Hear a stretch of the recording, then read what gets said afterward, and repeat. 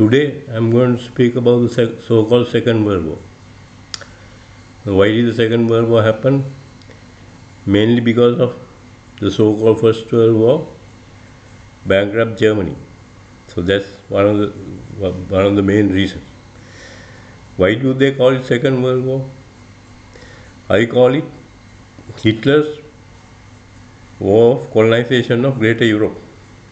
What Hitler was trying to do was colonize Europe. So when he colonizes Europe, he will have greater access to lands in Asia and Africa. Right? So I think we should reinterpret history differently. Then we have Winston Churchill's role in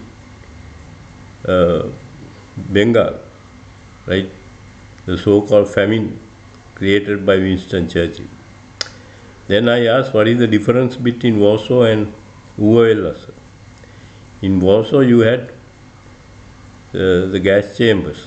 In Uwe Wellers, you didn't have the gas chambers. In Warsaw, maybe the killing was more intense, right? And then you have Winston Churchill who expanded the war to the Scandinavian countries. So actually, the West also had a reactionary role in this so-called Second World War. Now, what Hitler was trying to do was colonize Britain. Then only the white man realized how evil colonization was. Okay? So it's true that Hitler was a murderer, and I think Hitler bankrupted Britain. Only United States had some economics left after the so-called Second World War. So I think we should relabel it, and we should have a different interpretation of that. And the West can't call it Second World War. Of course, the Soviet Union and Russians and also Chinese played a major role.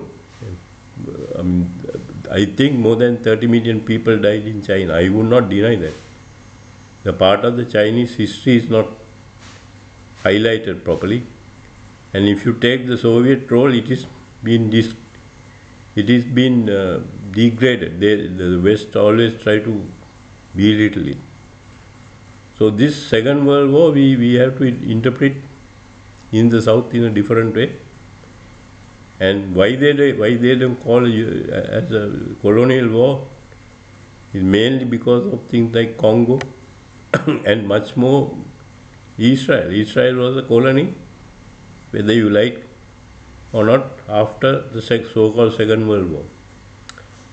Now, does it mean that people should use the word Second World War? No, you can use it. If you think that's appropriate, you can use it. But we will reinterpret history as it comes, and we will try to change the way we think of it. Now, if you take certain byproduct of that, before the so-called Second World War, we used to get our teaching material in universities. We don't have universities because the colonial baggage. We used to get it from Britain.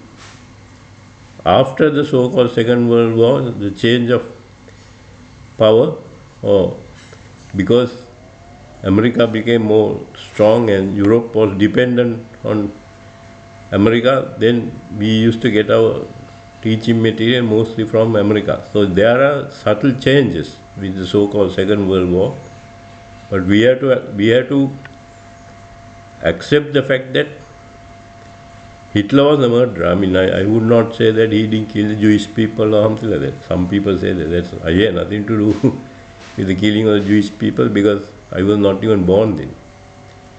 But he showed the evils of colonization. Then only the British realized how bad. But even after that, they had this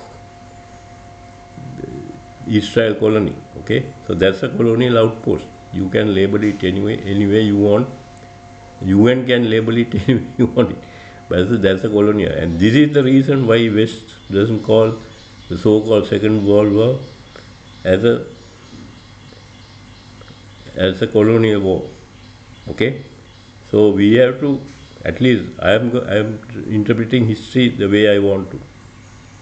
You can still call it colonial Second World War. That's go ahead, make my day. That's up to you to do it. But we are going to rewrite history in a different context.